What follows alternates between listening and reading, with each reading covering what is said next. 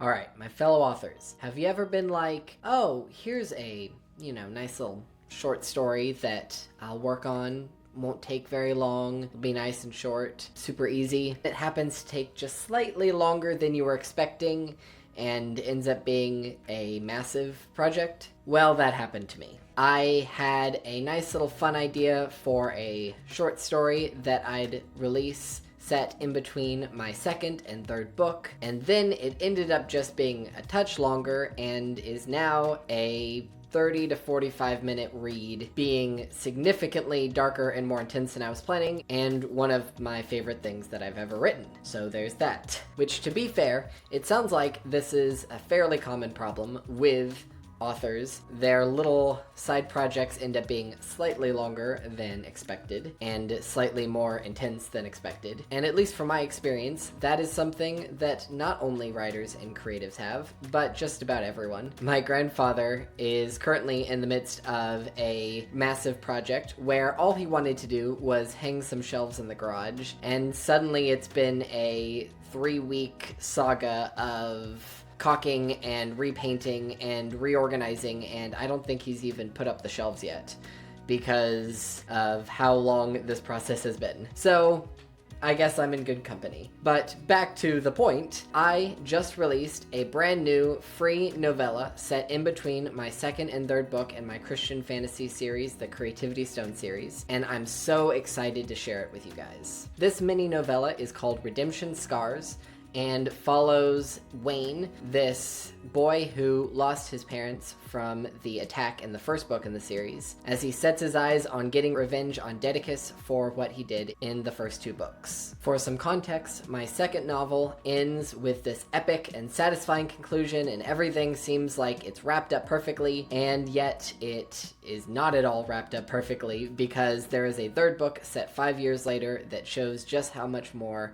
there is to come, and that is going to be released later this year. But I decided in between that I would release this mini novella set in between the second and third book, set a year after the events of the second and 4 years before the events of the third. The reason why I decided to write this mini novella and the third book is because I really, really love good redemption stories. But what really bothers me in redemption stories is when it is just this climactic moment and suddenly everything is perfect. There's no consequences for the actions of the characters. Everything is just wrapped up and everyone is happy and everything goes back to how it should be. And yet that's not at all what redemption looks like in the real world. Both of those are a long-running process where one has to grapple with the choices they made.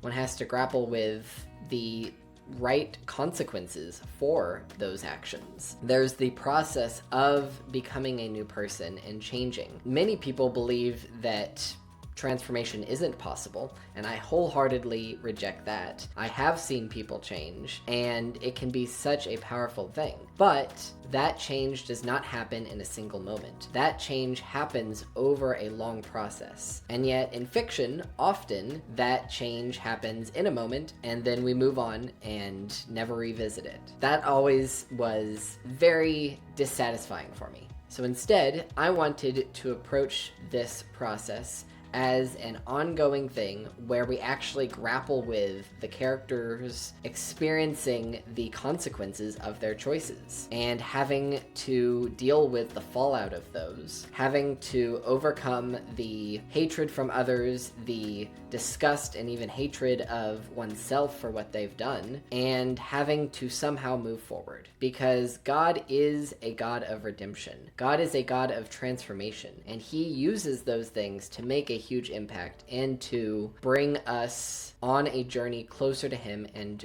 closer to trusting Him. But it is a process that takes a long time and forces us to actually turn to God in repentance, in seeking His mercy. And that process of redemption is something we also see in the Bible. I love the story of Paul. He has such a powerful encounter with Jesus and transformation, and is one of the major influences in the early movement of followers of Jesus. And yet, so often we tend to focus on that climactic Damascus moment where he transforms and becomes a new person. And yet, that actually isn't what the book of Acts says happens. We, of course, see that climactic moment where Paul encounters Jesus, and yet, if we keep reading, Paul's blind. Paul has to actually go and be prayed for by the very enemies that he was hunting, and of course, they don't automatically trust him. He faces scorn, he faces fear, he faces hatred from the very followers of Jesus that he was trying to seek help for because of what he'd done. And even after he ends up being healed and at least partially accepted, there's still a lot of whispers and suspicion of Paul. And he has to actually go through this process of seeking forgiveness, but also seeking to learn more about Jesus, and spends years in the desert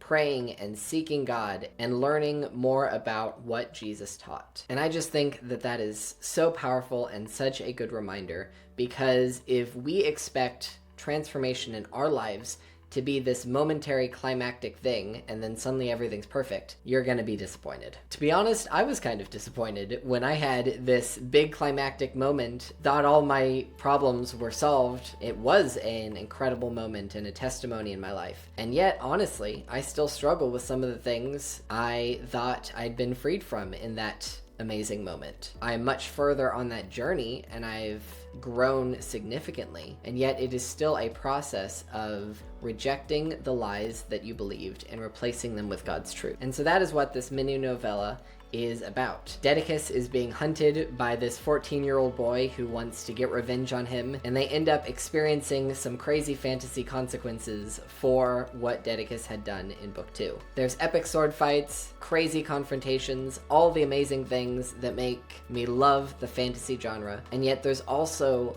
depth to the story and a earnest confrontation of Dedicus grappling with the choices that he had made and grappling with that process of forgiving himself and seeking forgiveness from others for what he did. And that, I think, is such a powerful story that is not often focused on, but it is one that is important and one that is very biblical, and one that I wanted to tackle both with this mini novella and then with book 3 that's coming out later this year. Looking back, I should have expected the fact that this was going to be a bit more than a short story, because obviously these are quite large themes and deserve to be explored to their fullest with all of the characters and emotions and everything else that went into this story. But it's also a lesson that I probably won't learn, and I'll keep assuming that the stories I'm writing are going to be a bit simpler than they end up being. But that is the beauty of the writing process, getting to discover God's truth through storytelling. And as the writer, experiencing that process of discovery of your characters and of God's truth and of your world that you would assume you know